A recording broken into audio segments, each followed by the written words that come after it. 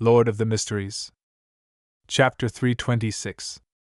Professional Suggestion.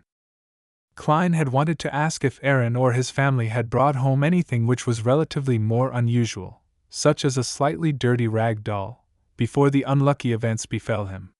But as soon as the words reached his mouth, he suddenly felt that it was too direct and could easily expose the fact that he knew a lot about mysticism. Although this could be explained away by the fact that he was experienced and knowledgeable, there was no need for him to take the risk. Instead, he took a more roundabout approach and asked Dr. Aaron if his family had suffered the same ill luck. Upon hearing his question, Aaron Series carefully recalled and said, "No, except for the steam locomotive accident that occurred to them as well, they were the same as before. Most of the time, they didn't experience anything especially lucky or unlucky. The rest can be said to be of both types, so they can't be considered especially unlucky." "That's not right. If it was an item that needs to be sealed like the misfortune cloth puppet, it would definitely affect people within a certain range. Could it be that Aaron has dripped his blood on it, and the two of them have established a firm connection?" In Klein's spirit vision, Aaron's aura and mood matched his physical and mental state, and there was nothing special about him. He asked after some thought, "Is there any colleague at the hospital that is as unlucky as you?" "No, so I think I must have been cursed by someone." Aaron pulled at his bow tie, looking anxious and uneasy. Under Talam's curious gaze, Klein thought for a moment and said, "Before you became unlucky, did you encounter any relatively stranger matters, such as cutting yourself? In folklore, blood is the powerful medium through which curses can be formed. After I suspected that I was cursed, I have confirmed this point. I have not lost any blood in the past 3 months." Aaron replied with a heavy mood as he held his knife and fork. "That's a little strange. I can't perform a more complicated divination in front of them." Klein asked again, "Then, were there other strange matters?" "Aaron, think back carefully. This kind of matter can happen without a reason. Have you offended anyone recently? Or have you become an obstacle towards others?" Talam echoed with concern. Aaron looked down at the food on the plate and fell into deep thought. Klein didn't stay idle either. He took care of his food before it turned cold and unpleasant. By the time he started enjoying the dessert, Aaron finally raised his head and said, "I'm not a very sociable person. I don't have a good relationship with my colleagues, but it's hard to believe that they would come up with a way to curse me. Well, after your reminder, I do remember something. It might be related to mysticism." "What is it?" Klein and Talam's spirits were lifted at the same time. "Before my continuous bad luck streak, I was in charge of a patient, a child who wasn't even 10 years old. He was very pitiful. Due to some complications, I had to amputate his left leg." Aaron nudged his glasses and recalled, "I just became a father not long ago, so I'm always filled with sympathy for the misfortune of a child. Every time I checked the ward, I would chat with him, encourage him, and comfort him." After a pause, Aaron's thoughts turned more fluid. "I remember that it was the day before his surgery. I specially went to his ward to look for him, and he was really upset. He was playing tarot cards, which he had brought with him when he was admitted to the hospital. His family wasn't even allowed to take them away. In order to calm him down, I began playing tarot cards with him. Back then, I drew a card. It was the reversed Wheel of Fortune. That child looked at me and said with a pure and innocent smile, 'Doctor, your luck will get worse. Doctor, your luck will get worse.'" Talam drew a breath and said, "Why do I feel that such a scene and such words make my body feel cold? Did the child die on the operating table?" Aaron shook his head. "That operation was a success. It didn't take long for him to be discharged from the hospital. He even specially thanked me.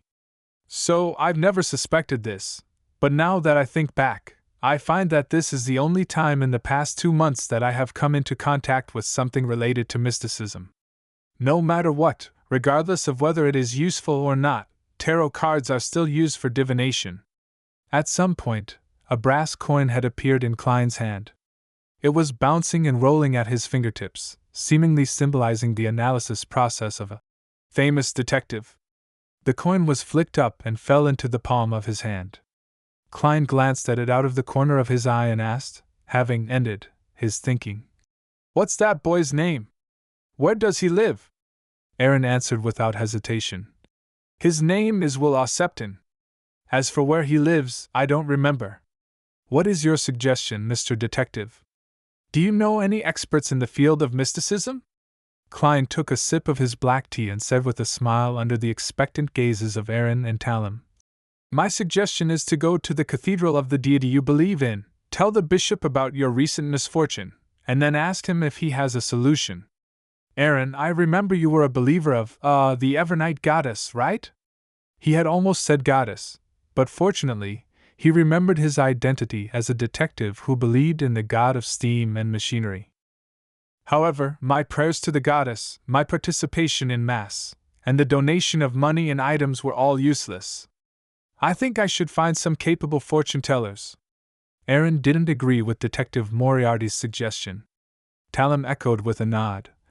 "Yes, the deities wouldn't care if you were lucky or not. Luck is a blessing, and misfortune is a test. Friend, your faith isn't pious enough. Be careful, the Lord of the Storms might zap you with a lightning bolt." Klein looked at the two separately and laughed. "This suggestion is based on very simple logic. If, and I mean if, there exists useful and effective mysticism in this world, then the ones who are best at it are definitely the 7 Orthodox churches. If not, they would have long been replaced by other forces who have mastered mysticism.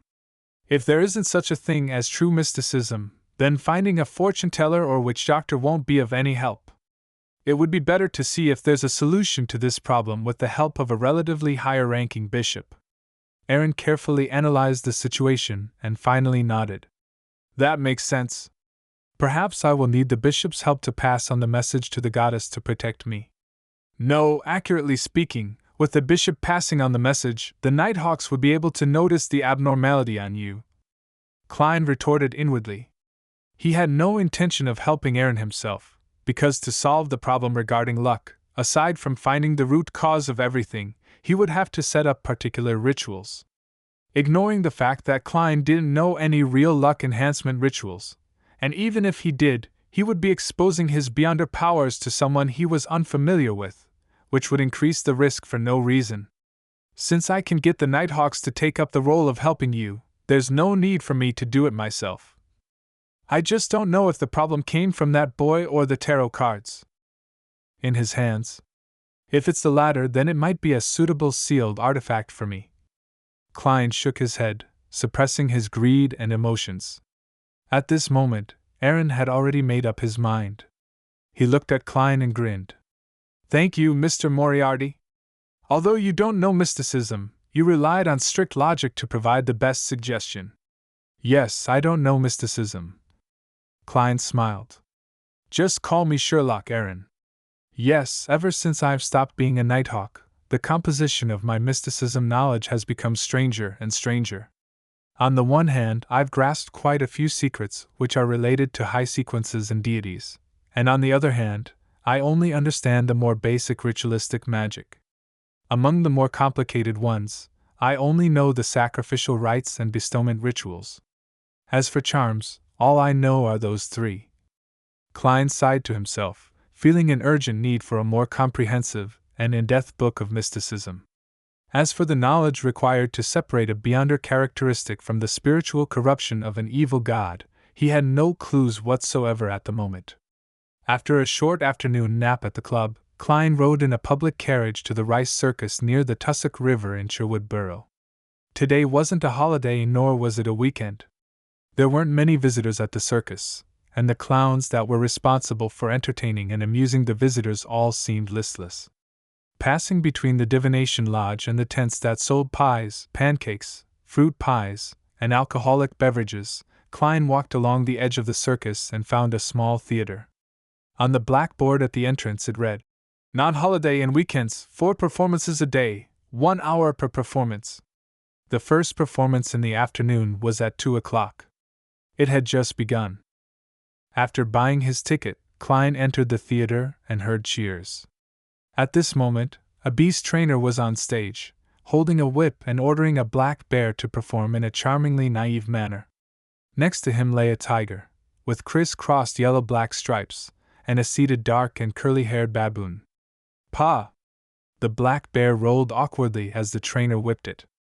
"I say, this guy wanted to give you a slap just a moment ago." In the front row of the rows of seats, someone suddenly shouted loudly, which immediately attracted the laughter of a handful in the audience. They thought it was a new way for the circus to amuse them. However, Klein didn't think so, for he noticed that the color of the trainer's emotions leaned toward anger and annoyance. He smiled and went to sit in the first row, watching the performance on the stage so as to not waste the price he paid for the tickets. At that moment, the person who had just spoken shouted again. "That tiger wants to bite your neck off! That curly-haired baboon wants to use you as a cushion!" Amidst the laughter of the audience, the beast trainer's actions clearly stiffened. Even though those words sound like they're causing trouble, why do I detect a hint of a warning? Klein looked over his shoulder at the speaker in the same row and saw that he was a chubby-faced man in his 30s. This tone, this way. It's kind of familiar. Klein mumbled silently to himself.